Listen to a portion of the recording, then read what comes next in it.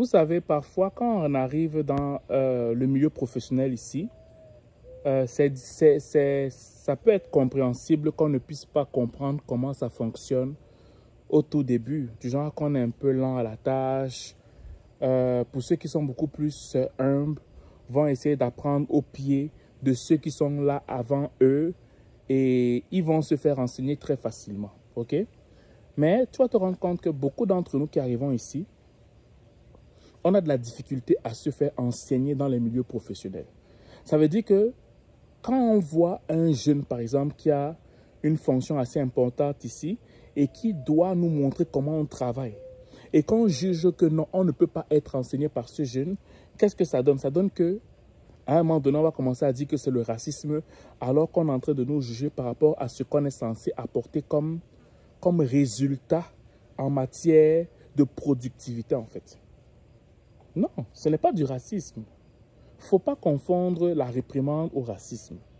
Parce que je vais être honnête, quand je vois souvent certains collègues qui réprimandent les gens qui viennent de ma communauté, à 80%, ils ont raison.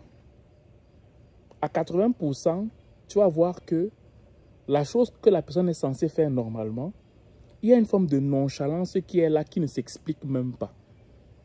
Parce qu'on essaie même de te montrer, tu ne veux pas, parce que tu juges que comme c'est une enfant qui est devant toi, tu ne peux pas accepter qu'elle t'enseigne. Tu ne peux pas accepter qu'elle t'enseigne parce que c'est une enfant. Bon, moi je ne comprends pas. Il y a beaucoup de plaintes. Les gens disent que non, mais ici, là, c'est difficile sur le plan professionnel, c'est difficile de trouver sa place, les gens sont trop racistes. Fait que quand tu mets dans ta tête que les gens sont racistes, quand tu arrives, tu es déjà bloqué, ok? Parce que tu te dis que non, à quand le raciste que je vais rencontrer sur le chemin? Ce n'est pas le racisme. Des fois, c'est le fait que tu refuses de te faire enseigner. C'est le fait que tu refuses qu'on t'apprenne comment ça fonctionne à la canadienne. Tu refuses ça. Tu vas te dire que ça fait 20 ans que moi je fais dans ce métier. Ça fait 20 ans. Donc, il n'y a personne qui va m'enseigner comment on fonctionne, surtout un jeune. Non. Tu peux avoir fait même 30 ans dans la profession, mais la mise à jour de la façon dont on fait au Canada va être utile pour toi. Pourquoi tu refuses d'être enseigné? Pourquoi tu refuses? Qu'est-ce qui se passe? Qu'est-ce qui ne va pas? Qu'est-ce qui ne va pas? Pourquoi tu refuses de te faire enseigner?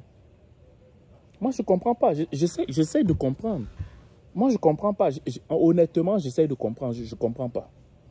Je ne comprends pas. C'est comme un peu... C'est comme un peu... c'est un peu... Ça fait honte des fois. C'est du genre que tu vois quelqu'un, on réprimande des fois un aîné dans ma communauté comme un enfant. Mais quand tu pars te renseigner pour savoir qu'est-ce qui s'est passé, tu te rends compte que le jeune ou la responsable qui était là, jeune ou âgé, avait raison. Et il n'y a rien à dire. Parce que la façon dont la personne de ma communauté se comportait, c'était tellement bas, il y avait tellement une bassesse dedans, qu'il fallait il ne fallait que ce genre de réponse pour ramener cet aîné à la raison.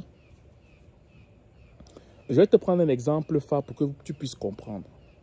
On va par exemple te dire qu'en début de travail, ok, il va falloir que tu fasses peut-être le bilan de tout ce qui s'est fait durant la journée. Quelqu'un de ma communauté, quand il va arriver, lui, comme ça fait 20 ans qu'il fait ça, pour lui, il trouve qu'il va retenir l'information. Il ne va pas voir la plus-value de faire un bilan avant le début et la fin de la journée.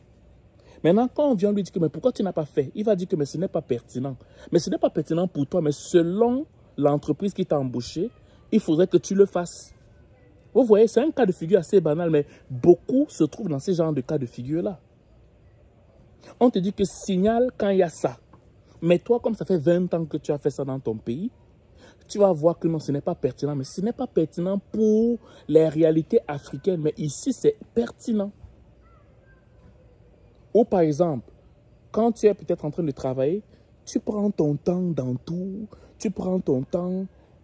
Et je veux dire que prendre son temps, ce n'est pas mauvais, mais de façon extrêmement déraisonnable. Déraisonnable. Mais on te dit, mais qu'est-ce qui ne va pas? Tu ne trouves même pas c'est quoi le problème du fait qu'on te reprimande que tu prennes trop de temps. Pour toi, on exagère. Et quand on essaie de te montrer comment faire pour que tu ailles plus vite, tu trouves que c'est comme si on t'insultait. Bon, comment tu veux que les gens fonctionnent avec toi? Moi c'est ça. C'est autant de questions comme ça que je pose pour dire qu'il faudrait qu'on trouve une solution. Parce que c'est vous les premiers à dire encore que c'est le racisme. Ce n'est pas une question de racisme. Des fois, c'est une question de têtutesse.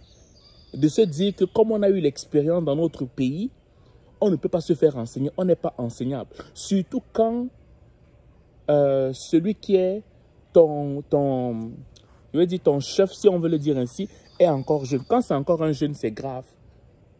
Si par exemple, toi, tu as 40 ans et que tu as un chef qui a 25 ans, il y a beaucoup d'entre nous, ils vont dire que mais ça pouvait être mon enfant. Je ne vais pas l'écouter. Ça pouvait être mon fils, je pouvais l'accoucher. Comment il peut me dire comment les choses fonctionnent? Mais le petit, il a peut-être 4-5 ans d'expérience, malgré ses 25 ans. C'est ça.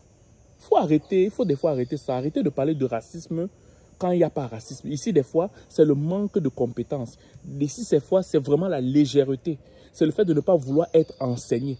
Parce que quand on te dit de faire telle chose, ce n'est pas qu'on n'est pas prêt à te montrer. C'est que tu refuses même qu'on te montre comment ça se fait en fait. Pourquoi? Parce que pour toi, tu as l'expérience et on n'a plus à t'enseigner en fait.